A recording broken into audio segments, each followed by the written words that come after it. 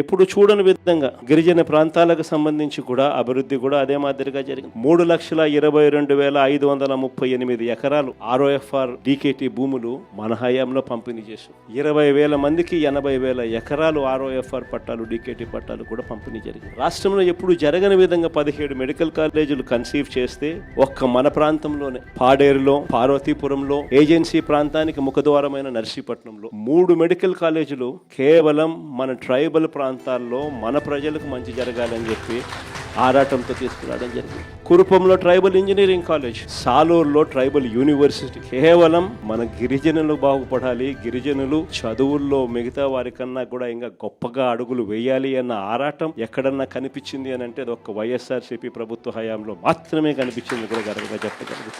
ఎప్పుడు చూడని విధంగా ITDA పరిధిలో మల్టీ స్పెషాలిటీ హాస్పిటల్స్, సీతంపేట అయితేనేమి, పార్వతీపురం అయితేనేమి, రొంపచోడవరం అయితేనేమి, బుట్టాయిగూడెం అయితేనేమి, దోర్నాల్లో అయితేనేమి 5 మల్టీ స్పెషాలిటీ హాస్పిటల్లో ITDA పరిధిలో కూడా శ్రీకారం చుట్టడము, వేగంగా పనులు జరిగించడము జరిగాయి అని అంటే అది ఒక్క వైఎస్ఆర్సీపీ ప్రభుత్వ హయాంలోనే అని గర్వంగా చెప్పగలుగుతాం. నిజంగా ఇవన్నీ కూడా ఒక తపన, ఒక తాపత్రయం. మనుషుల జీవితాలలో వెలుగులు చూడాలి, ప్రాంతాలు బాగుపడాలి, చనిపోయిన తర్వాత కూడా ప్రతి ఇంట్లో నా ఫోటో ఉండాలి అని తపన, తాపత్రయంతో అడుగులు పడ్డాయి.